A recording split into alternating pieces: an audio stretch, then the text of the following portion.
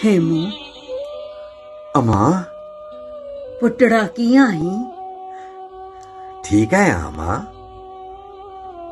हेमू पुट छा जान त्रिय ते खणी केर हीअं घुमंदो आ, घाव शरीर जा लिकाए केर हीअं खिलंदो आ।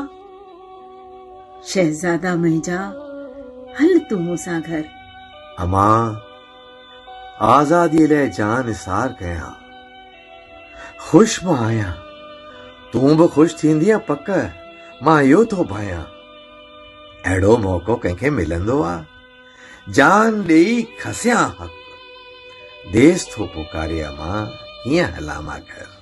पुट हाई हठीलो अॼु जिद न कर, ॾीन नाला सभिनी जा जल्द हलूं घर।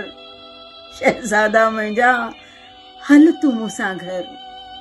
अम्मा आज़ादीअ लाइ हठ मां ज़रूर कंदुसि, साथियुनि जा नाला मूर न ज़ाहिर कंदुसि।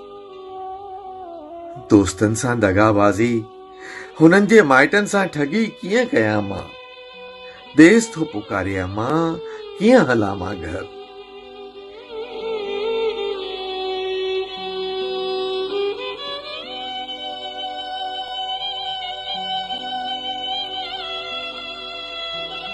पुट नंढी उमिरि है मौत जी तलवार, छो थो पाण खे आंधीअ में धिकी, आहीं त होशियार।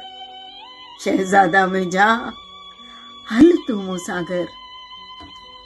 देस दोस्तनि माइटनि खे मां न ॾींदुसि दोखो, सिर कुर्बान वतन तां कयां, इरादो अथम चोखो।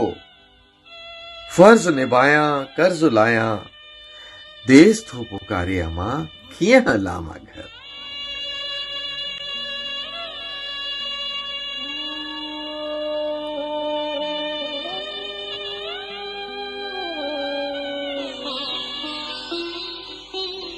पुट विञाए मां कीअं भला ख़ुशि रहंदी।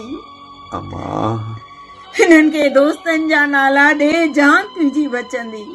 शहजादा मुंहिंजा हल तूं मूंसां घर। मुंहिंजी बहादुर अम्मा मूंखे न कमज़ोर बणाए, पंहिंजे दिल खे अॼु मज़बूत बणाए। नस नस में आ जुनून, ॾियां आहुति अॼु, देस थो पुकारे अम्मा, कीअं हलां मां घर।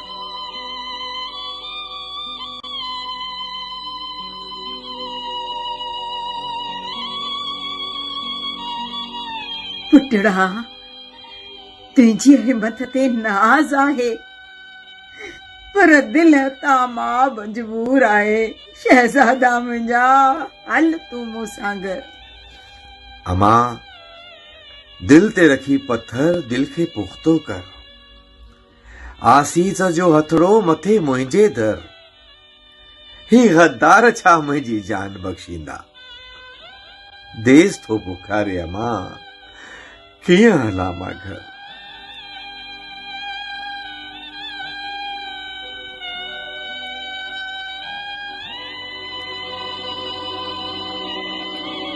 पुट तो बिन कीअं छो जियां मां। अम्मा